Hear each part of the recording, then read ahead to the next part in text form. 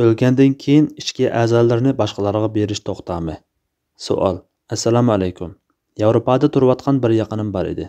Yaqinda u hukumat tarafdan o'lgandan keyin ichki a'zolarni yo'tkab ishiltish mazmunidagi murojaatnoma shaklidagi to'xtamni topshirib apti. Agar qo'l qo'ysa, o'lgandan keyin o'zining ichki a'zolari lozim kishilarga yo'tkilib ishiltirildi ekan. Buning badaliga u hayot vaqtida biror a'zosidan chatoq chiqsa, haqsiz a'zoga erisha oladi ekan. Agar qo'l qo'yishni rad qilsa, bundoq imtiyozlarga erisha olmaydi ekan. Dinimiz buningga qanday qaraydi? Joizmi? Javob.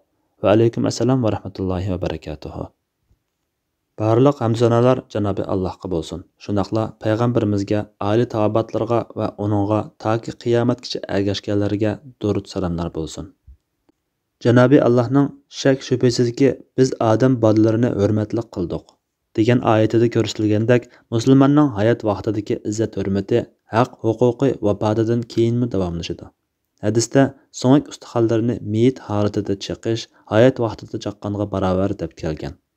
Bu hadisga asosan Imom Mavdudi, Shayx Muhammad Mutavalli Sha'ravi va Shayx bin Baz rahmatullohi alayhi qatorliq olimlar bir inson men vafot bo'lgandan keyin biror a'zoyimni boshqalarga o'tinib berdim deyish orqali o'tinib bersa, uni xorlaganlik va haq hurmatini dafsana qilganlik jihatdan durust bo'lmaydi.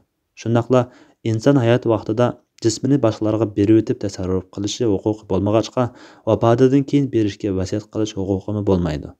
Natijada mirosxo'rlarning bundoq qilish huquqi bo'lmaydi deb qaragan.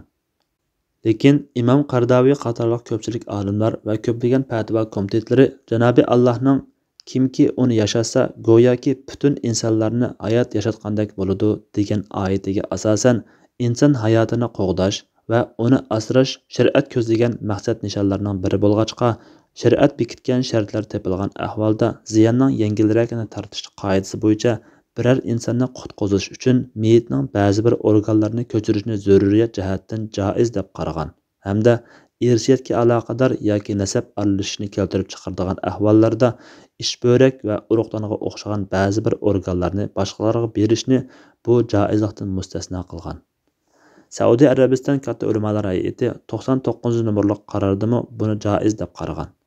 Buningga asosan bir kishi hayotida vasiyat qilgan ahvolda meyitning organlaridan birini yana bir insonga hayotini saqlab qolish uchun naql qilishga bo'ladi. Ammo bergan organ badaliga o'ziga yoki mirosxo'rlarga biror badal yoki to'lam olgan yoki biror manfaat shart qilgan taqdirda olimlarning birdek ijmosi bilan bu ish joiz bo'lmaydi. Chunki bu xil ahvol savdolashish va organ setish qilmishi bo'lib shakllanadi.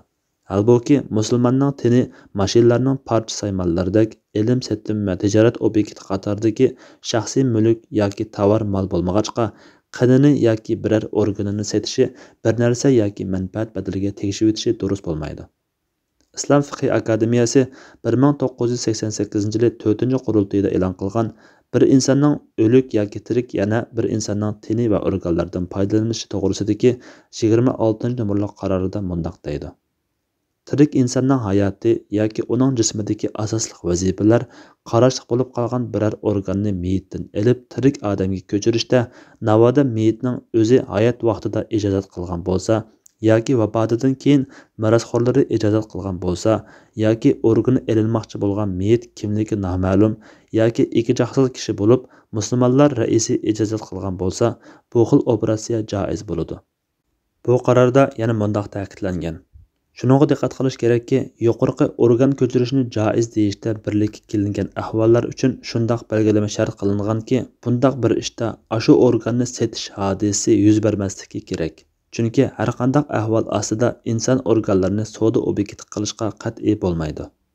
Mazkur to'xtam kishi o'lgandan keyin biror a'zosini ma'lum badalga berishdan iborat bo'lg'achqa, yana kelib bu topshirib elish olmaslikqa mavhum badal bo'lg'achqa, shundaqla bu xil to'xtam inson a'zosini sotiladigan tovar qilib olganligi nuqtasidan hamda savdoning badali mavhum bo'lganligi nuqtasidan shariatda cheklangan to'xtamlar doirasiga kiradi. Alloh eng to'g'risini bilguchidir. Fatvoda Dr. Abdul Aziz rahmatulloh.